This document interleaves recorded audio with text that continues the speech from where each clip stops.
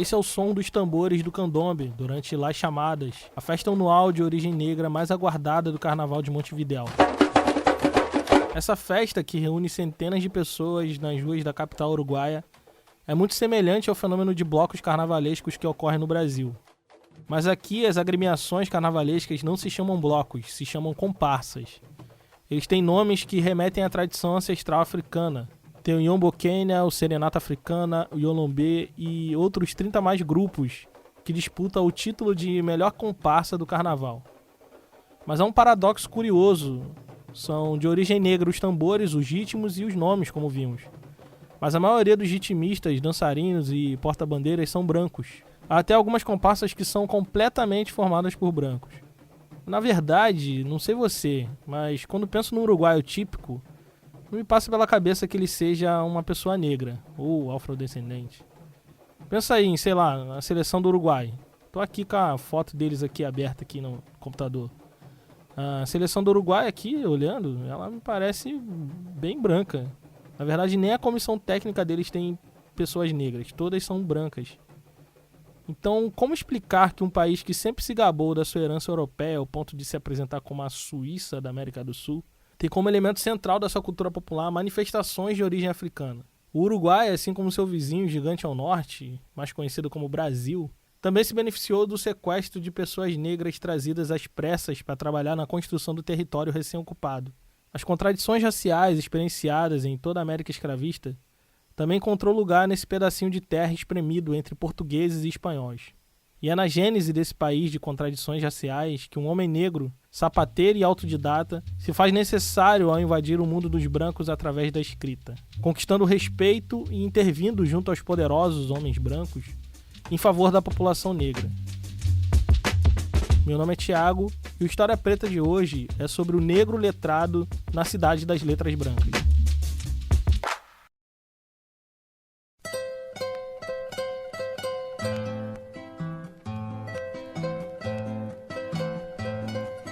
Em 1925 e depois em 1930, o Uruguai celebrou o centenário da sua independência. E realmente eles tinham muito para comemorar. Depois de passar muitas décadas do século XIX numa guerra civil entre os partidos políticos brancos e colorados, o país entrou no século XX dando um fim no último conflito entre essas duas facções rivais. Além disso, em 1904, o Uruguai, sob a liderança do presidente José Bachí Ordéñez, sancionou uma série de leis e programas sociais muito progressistas para o seu tempo. Jornada de 8 horas de trabalho, direito das categorias de trabalhadores de criarem seus próprios sindicatos, direito à greve, a indenização por demissão, início da Seguridade Social em âmbito nacional, conquistas como essas só chegariam no Brasil, por exemplo, 40 anos depois. No mesmo período, o Uruguai tinha uma economia em franca ascensão, com o maior PIB per capita da América Latina. E como se isso não fosse o bastante, eles ainda tinham o menor número de mortalidade e natalidade, e as taxas mais altas de alfabetização. Apesar de parecer uma nação bem diferente e mais avançada que as outras ao seu redor, o Uruguai também embarcou na onda pseudocientífica que atingiu a América do Sul com força no início do século XX. Por ocasião das comemorações do centenário da independência, o governo uruguaio patrocinou o lançamento de uma publicação chamada El Libro del Centenário del Uruguai, desculpa pelo portunhol, que traduzido seria o Livro do Centenário do Uruguai. A intenção do livro era celebrar as conquistas sociais e econômicas do país ao longo dos seus 100 anos de vida. Ele é dividido em 9 tomos e tem muitas seções falando sobre a história geográfica, linguística, as divisões territoriais, história do país, enfim. Ele é bem amplo, bem abrangente. Mas é na seção que trata de expor os aspectos sociais do país que o livro versa sobre uma conquista que parece ser única em toda a América Latina. Eles eram a única nação que pode fazer a afirmação categórica de que dentro dos seus limites territoriais não contém um só núcleo que lembre a sua população indígena. Os últimos charruas desapareceram como tribo sem deixar vestígios duradouros em 1832. O texto continua dizendo que desde aquele ano, ou seja, quase um século depois, as terras uruguaias permanecem sob o absoluto domínio da raça europeia. Pelo teor dos escritos e a maneira como ele se apresenta, a percepção que tenho era que o Uruguai, assim como o Brasil, tentava se vender como um país mais civilizado e, portanto, precisava afirmar o tempo todo quão branco eles eram. Para não deixar nenhuma dúvida disso, o capítulo sobre demografia, por exemplo, começa afirmando que, abre aspas, a raça branca que vive no Uruguai é inteiramente de origem europeia. E não para por aí. Sobre a população negra, o livro diz: a pequena proporção da raça etíope introduzida no país pelos conquistadores europeus, a fim de estabelecer a escravidão nessas terras, diminuiu visivelmente até o ponto de constituir uma porcentagem insignificante da totalidade da população. Além disso, suas características originais sofreu modificações fundamentais por conta do clima e da mistura com o sangue europeu. Essa seção se encerra com a afirmação categórica de que talvez somente a Argentina, em toda a América Latina, seja uma nação tão puramente branca como é o Uruguai. Ao celebrar o caráter europeu do país, o livro do Centenário expressava e também confirmava a ideia predominante entre a elite branca uruguaia do início do século XX. O relatório anual de 1907 sobre o estado da educação primária no país declarava que os uruguaios constituíam um novo tipo étnico e que a raça do Uruguai era puramente branca, já que a formação civilizada do país constitui-se de diferentes povos de origem europeia. Em 1913, o geógrafo Orestes Araújo, em seu texto mais importante, informava aos seus leitores que os habitantes do país eram todos brancos e enfatizava que lá não havia índios e muito poucos negros. Além disso, dizia que em 1,5 milhão dos habitantes valia mais que os 4 ou 5 milhões de indígenas que compunham a população de outros países americanos. É possível ver, através desses textos, o quão agressivas eram as políticas de apagamento da história de negros e indígenas no Uruguai. Enquanto o Brasil, por exemplo, teve que adequar o discurso racista à realidade miscigenada do país, abraçando a ideia de que chegaríamos no embranquecimento ideal a partir da introdução de pessoas brancas na composição da população, o Uruguai nadava de braçada no racismo científico, pois gozava da maioria branca em quase todo o território nacional, exceto nas fronteiras com o Brasil. Mas então, se o Uruguai é tão branco assim como eles dizem, e até hoje fazem parecer ser, de onde vem essa cultura negra tão popular no país?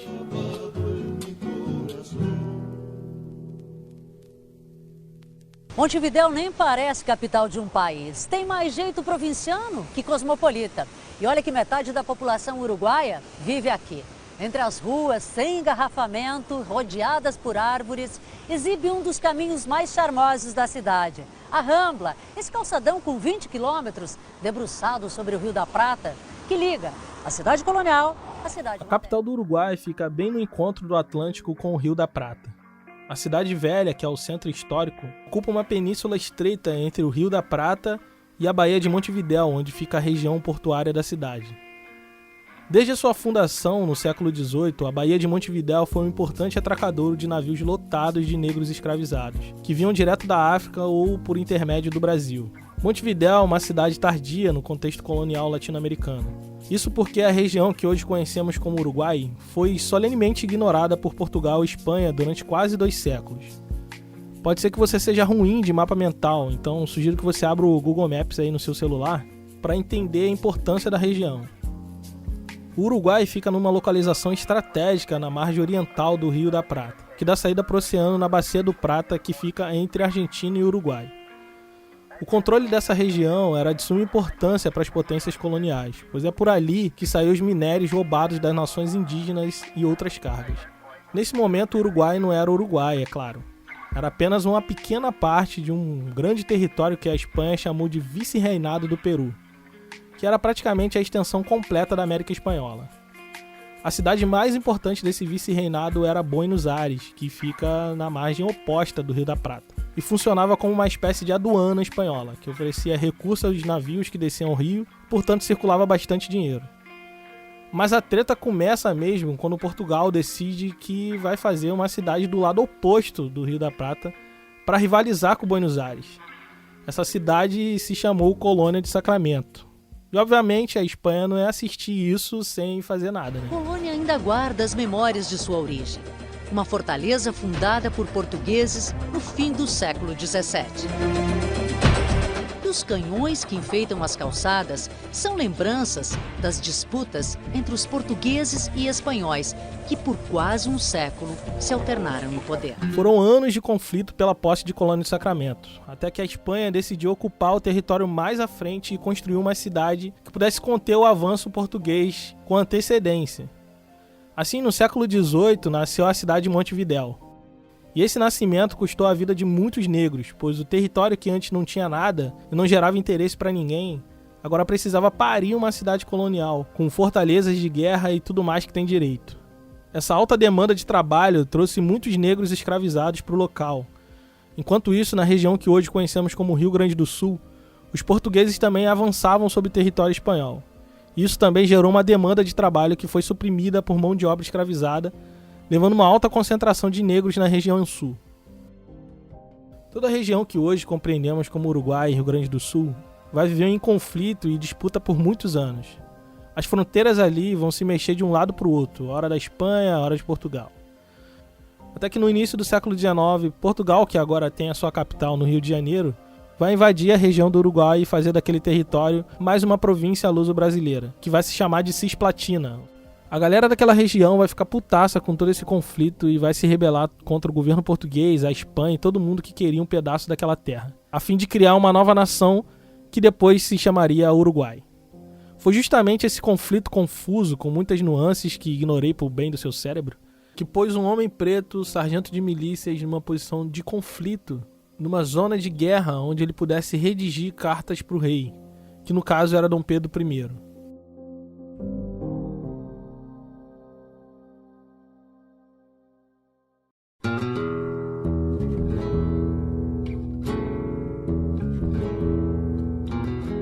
Jacinto Ventura de Molina nasceu livre em 1766 na cidade de Rio Grande, que hoje fica no Rio Grande do Sul, mas que na época era território de fronteiras muito confusas, ora espanhola, ora brasileiras, como nós mencionamos.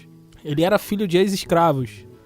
Seu pai, Ventura de Molina, que nasceu no meio do Atlântico dentro de um navio negreiro, e sua mãe, Joana del Sacramento, que fugiu do Brasil quando tinha 13 anos e se refugiou no lado espanhol da fronteira. Ao pai de Jacinto foi devolvida a liberdade quando ele salvou a vida do general José Molina, importante militar espanhol que lutou na proteção de Colônia del Sacramento.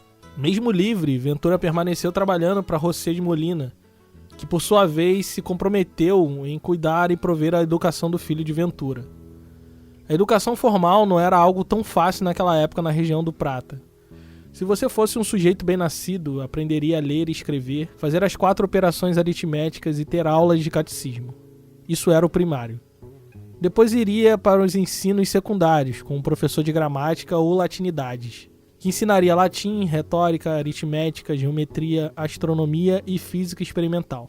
Finalmente, terminaria seus estudos universitários em filosofia e teologia na Universidade de Montevidéu ou Buenos Aires. Esse era o caminho mais ou menos padrão de um branco bem-nascido. Não foi o caso do nosso herói aqui da história. Molina garantiu seus estudos até o secundário, quando o general, que era seu tutor, acabou falecendo. Daí em diante, ele ficou à sua própria sorte, negociando favores baseado no capital social que herdou do velho general, que ele tinha como um pai. Nesse meio tempo, se casou e aprendeu o ofício de sapateiro. Qualquer tempo livre que ele tinha, praticava a escrita. Ele acabou herdando boa parte da biblioteca do general Molina. Isso rendeu uma boa quantidade de tempo aprendendo sozinho o que os garotos brancos aprendiam nos bancos da universidade.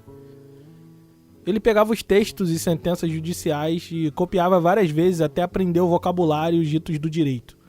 Mas não era fácil aprender sozinho naquele tempo. Os papéis eram muito caros na América Latina e também era muito raro alguém ter papel na América Latina. Molina conseguiu tinta e papel graças a uma rede de antigos amigos do general. Foram anos de aprendizado escrevendo por prazer ou por ofício, mas sem muita expressividade. Quando tudo parecia bem, mais um ponto de virada na sua vida. Durante a ocupação das tropas luso-brasileiras no território da Cisplatina, ele, extremamente católico e monarquista, ficou do lado dos brasileiros. Naqueles tempos de absoluto conflito, onde aquelas terras passavam de mão em mão, ele achou que fazia sentido apoiar um governo forte que pudesse trazer algum tipo de estabilidade social e política para a região. Ele se aproximou do Barão de Laguna, sujeito responsável por conquistar e manter Montevidéu sob domínio português. E essa proximidade com os líderes brasileiros deu a ele a oportunidade de escrever cartas aos imperadores, Dom João VI e Dom Pedro I. E essa foi sua jogada de mestre que mudaria toda a sua vida para sempre, pois por conta dessas cartas foi que Dom Pedro concedeu a ele o título de advogado, ou licenciado em Reales Derechos, acho que é isso, que dava a ele a mesma legitimidade que qualquer filho de rico da sociedade branca. Já imaginou um negócio desse? Um sapateiro que virou militar, foi parar no meio de um conflito, mandou cartas para os imperadores e convenceu a eles que era tão capaz quanto qualquer homem branco estudado e terminou com um título de licenciado em Direito. Esse movimento ousado garantiu a ele uma entrada, um passaporte que dava acesso ao mundo dos brancos através das letras. Mas, obviamente, o mundo dos brancos iria revidar. Em seu romance de ficção científica, A Cidade e a Cidade, Chernyshев desenvolve um conceito interessante para pensar as cidades. No universo criado por ele, num futuro cyberpunk, 2 cidades ocupam o mesmo lugar geográfico, mas são ao mesmo tempo nações diferentes. Há ruas que só existem em uma cidade, e é proibido que o habitante da outra ande por elas, ou até mesmo olhe para elas. Desobedecer esse conceito de separação entre as cidades, ainda que sem querer, é considerado um crime, igual ao assassinato. Eu quero que você olhe para Montevidéu sob essa ótica também. Imagine que ela é uma cidade repartida em 2 cidades muito distintas. Há uma cidade das letras que só pode ser acessada por meio da escrita e da leitura. Tudo que passa pelas letras está nessa cidade. A comunicação à distância por meio das cartas, as negociações de acordos, as garantias dos direitos conferidos pelo Estado colonial, enfim. Nesse momento da história de Montevidéu, essa cidade só é acessada por brancos. Eles são letrados e por isso desfrutam de todo o benefício que uma cidade das letras pode lhes conferir. A outra cidade fica com o que sobra dessa, à mercê das suas vontades. A grande maioria dos negros e indígenas são habitantes dessa cidade.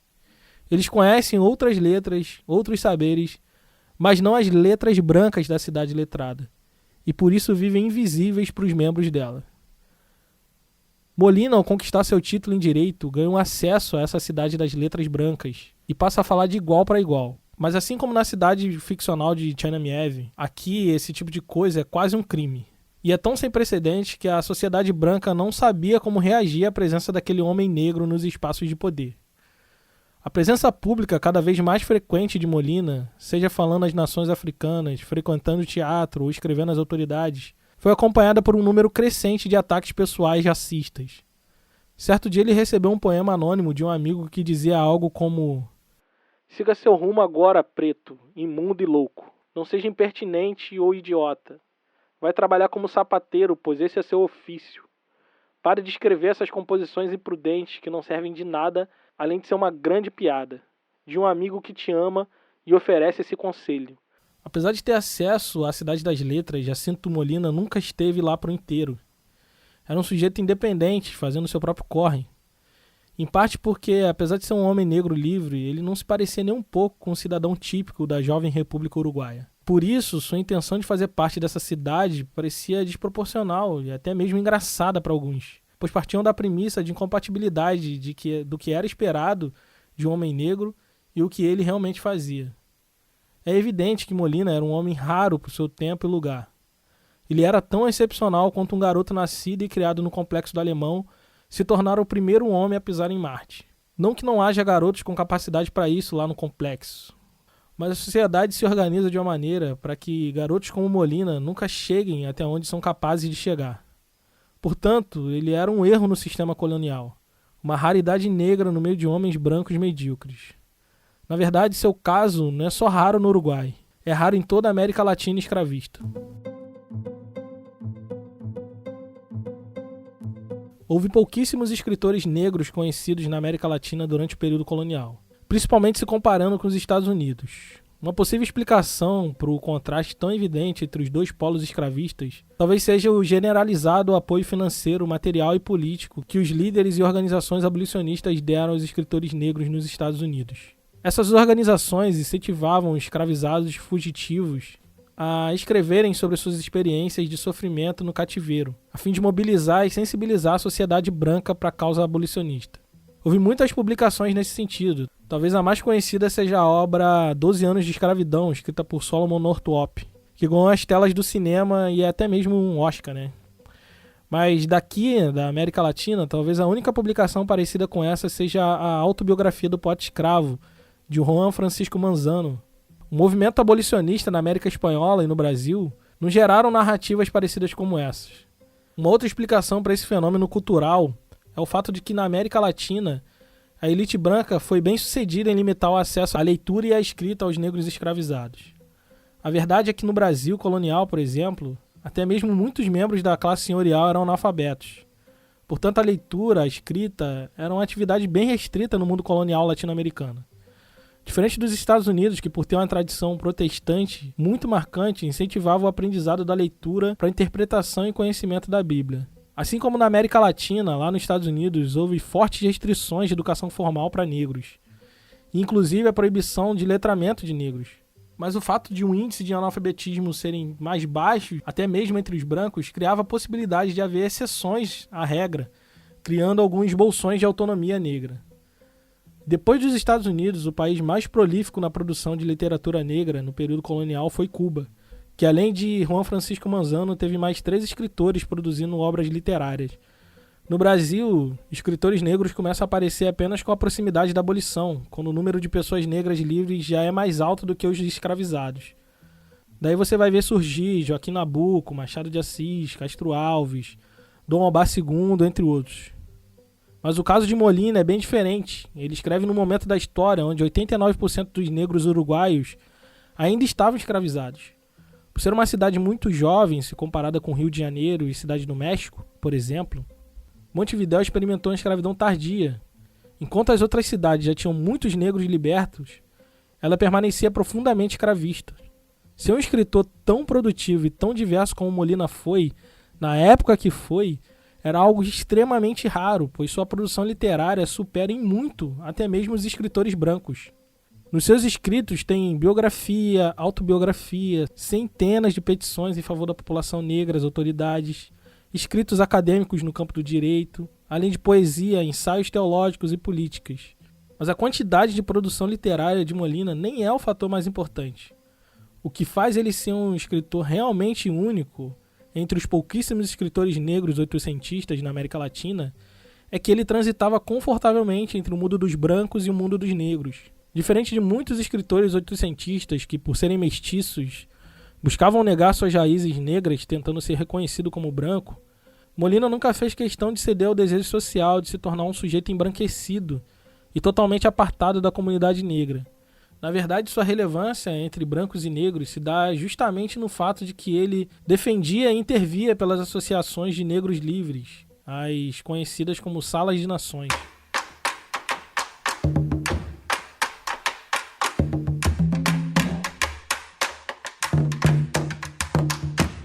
Tinha apenas 3 anos que o Uruguai tinha se estabelecido como país na região do Prata, quando estourou uma das maiores revoltas escravas que a região já viu. O líder, Félix Lazerna, tinha planos de fundar uma república totalmente negra e submeter os brancos à subalternidade, assim como fazia com os negros. Não sei, não posso afirmar com certeza, mas há uma grande chance de terem se inspirado na Revolução Negra do Haiti.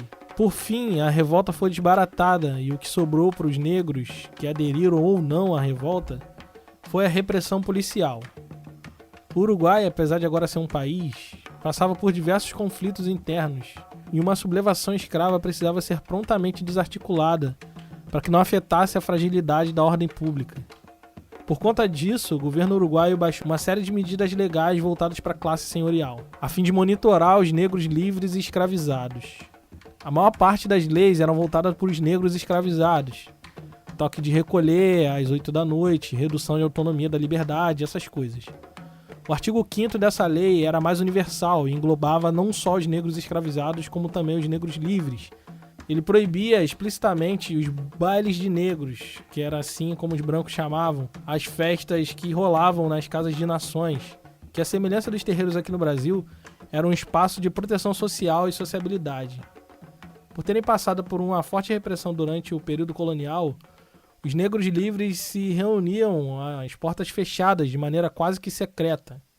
Em tempos de revolta escrava, essa prática passou a ser entendida como uma espécie de trama de negros contra brancos.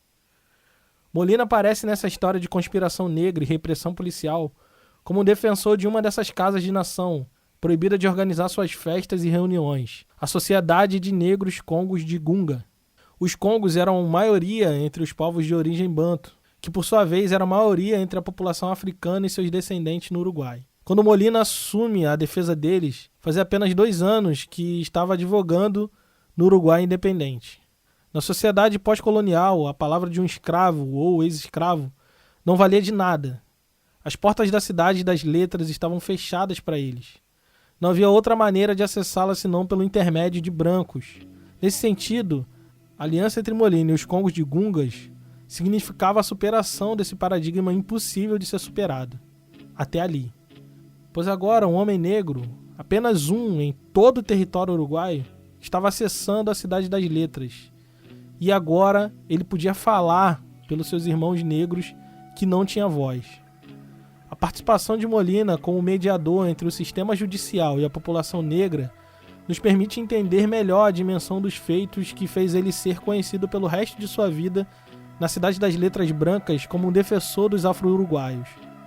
Ele ocupa uma brecha, um espaço deixado. Ele vive numa região meio que fronteiriça entre essas 2 cidades. Porque naquele contexto de suspeita e desconfiança, a sociedade de negros precisava de alguém reconhecido no mundo dos brancos, ainda que fosse um habitante da fronteira, para dar a eles a legitimidade necessária para serem ouvidos. Por fim, depois de escrever cartas até mesmo para o Papa, a Sociedade de Negros de Congos de Gunga conseguiu seu direito de culto e reunião de volta. A vida de Molina parece ter sido assim desde o seu nascimento. Ele é um filho da fronteira geográfica da cidade de Rio Grande, que hoje é Brasil, mas que na época era Espanha. Ele sabe bem o que é ser e não ser ao mesmo tempo. Pertencer ao lá e ao aqui no mesmo dia. Se isso fosse um roteiro de cinema ou de uma história de ficção, eu diria que toda a experiência de vida que ele teve e suas vivências estavam levando ele para esse momento. Mas a vida real é mais complexa que isso.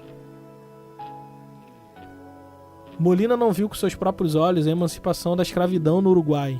Morreu apenas 1 ano antes disso acontecer. Mas ele foi uma peça importante nessa conquista. Não sozinho, porque ele foi apenas uma pequena parte de um grande quebra-cabeça que foi a luta pela emancipação negra no Uruguai. O Uruguai permanece ainda hoje sendo um lugar muito difícil para os negros viverem. Mas a história desse sujeito nos abre um leque de possibilidades.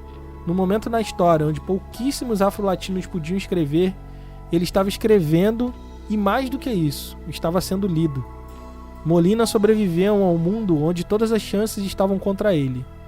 Num tempo onde se via pessoas negras apenas como animais incapazes até mesmo de serem livres. Cada letra escrita por Jacinto Ventura de Molina era um lembrete à sociedade das letras brancas que nós, pessoas negras, descendemos de reis, rainhas, filósofos, matemáticos, teólogos, juristas e também de talentosos escritores.